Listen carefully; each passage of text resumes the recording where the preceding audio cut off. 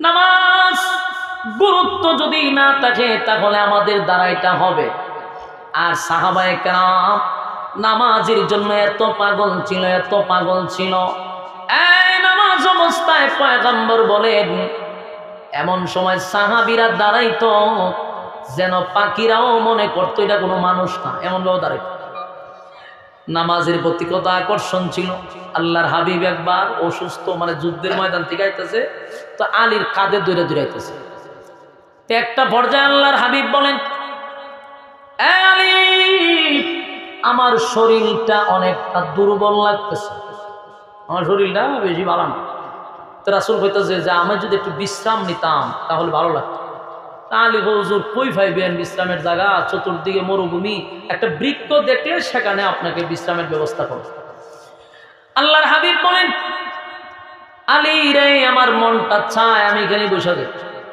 আলীও কোন রকম চাইতেছে রাসূল যেহেতু বসবি, একটা বৃক্ষের নিচে যা, ছায়াতে আছে। তো ছায়া একটা বৃক্ষের কাছে গেছে। সেখানে যাওয়ার পরে আলী বলে, হুজুর এখন আমি বিশ্রাম নিই। আল্লাহর হাবিব বলেন, আলী, তোমার উরাতটারে যদি বালিশ বানায় দেই কোনো অসুবিধা আছে? আলী, তোমার উরাতের মধ্যে আমি নবী মাথা রেখে একটু ঘুমাবো। হযরত আলী আশ্চর্য হয়ে গেছে।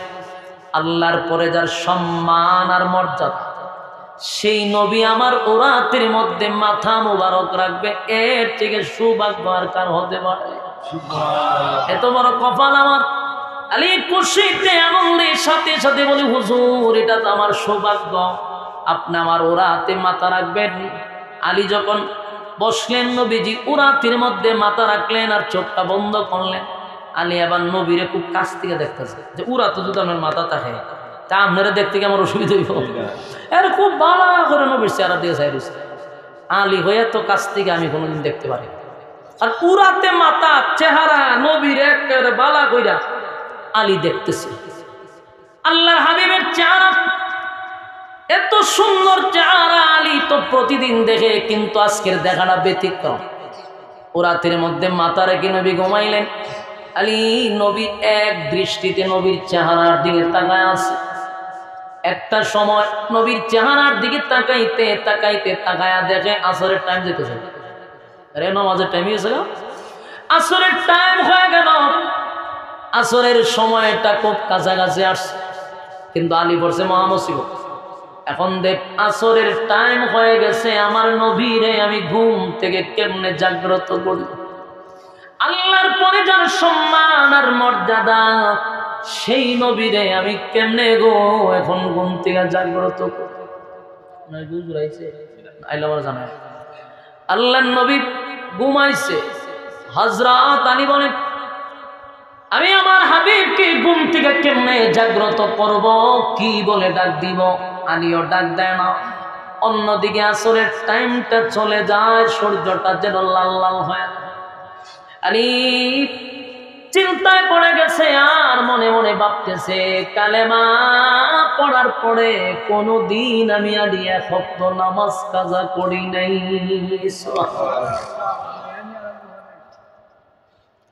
এক ওয়াক্ত নামাজ আমি কোনদিন কাজা করি না। কালেমা পড়ার পরে আমি কোনদিন নামাজ কাজা করলাম না। আজকে মনে হয় আমার নামাজই কাজা হয়ে যায়। নামাজের প্রতি কত ভালোবাসা, নামাজের প্রতি কত মহব্বত। নবী ঘুমায় আছে ওরাতে। হযরত আলী পাগল হয়ে গেছে রে, যদি আসরের টাইম হয়ে যাইছে, আবার সূর্যটার দিকে একবার তাকায়, নবীর চেহারার দিকে একবার তাকায়। সূর্য লাল লাল হয়ে গেছে, নবীও ঘুমায় আছে, পয়গম্বর ঘুমায়া গেছে। পয়গম্বর ঘুমায়া গেছে আর অন্যদিকে সূর্যটাও লাল হয়ে গেছে। কেমনে ডাক দেই? ডাকও দেয় না। অন্যদিকে সূর্যটা লাল হয়ে আসরের টাইমটা এক পর্যায়ে চলে গেছে। হযরত আলী চোখ দিয়ে পানি ছেড়ে দিছে, নামাজে পড়তে পারলো না, ব্যথায় ব্যতীত হইয়া কান্না শুরু করছে। এক পর্যায়ে হযরত আলীর চোখে এক ফোঁটা পানি হাবিবে কিবরিয়ার চেহারা মুবারকের মধ্যে পড়ে গেছে। পয়গম্বর চেহারার মধ্যে পড়ার সাথে সাথে আল্লাহর পয়গম্বর হযরত আলীর চেহারার দিকে তাকায়া দেখে আলীর দাড়ি বেয়ে বেয়ে চোখের পানিগুলা পড়তেছিল। আল্লাহর নবী বলেন, আলী বল তোরে কেউ মারছে না? না গো নবী, আমারে কেউ মারে নাই। আলী রে কষ্ট পাইছ? বলে না। কেউ তোমারে কি ব্যথা দিছে? না পয়গম্বর কেউ মারে নাই, মনে কোনো কষ্ট নাই, কোনো কিছু কামড় দিছে? বলে না। আলী কেন কান্দাস? হযরত আলী ইশারা করলেন পশ্চিম দিকে। আল্লাহর নবী পশ্চিমের দিকে তাকায়া দেখে সূর্য ডুবে গেছে, সূর্যটা ডুবে গেছে। পয়গম্বর এবার বুঝতে পারছে আমার আলী কেন কান্দে। আলী কেন কান্দে গো? আলীর কান্নার কারণটা আমার নবীর আর বুঝার বাকি না, যে আমার আলী নামাজ পড়তে পারে না, এই জন্য আলী কান্দে। আল্লাহর পয়গম্বর মুস্কি হাসি দিয়া বলে, আলী রে কান্দিস না, তুই কি আমারে আদম নবী মনে করছস? তুই কি আমারে মুসা মনে করলি? তুই কি আমারে অন্যান্য নবী পাইলি? আলী কান্দিস না, কান্নার কোনো কারণ নেই। আল্লাহর পয়গম্বর শাহাদাত আঙ্গুলি দিয়া সূর্যের দিকে লক্ষ্য করে বলে, সূর্য রে আমিও নামাজ পড়ি নাই, আমার আলীও নামাজ পড়ে নাই।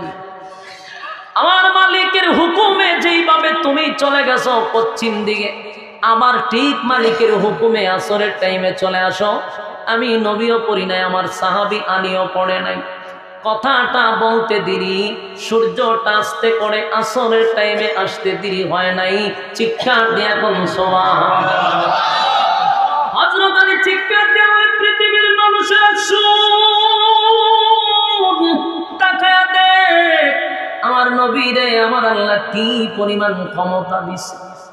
আমার নবীর আঙ্গুলের ইশারায় সূর্যটা পর্যন্ত মাগরিব থেকে আসরে চলে আসে।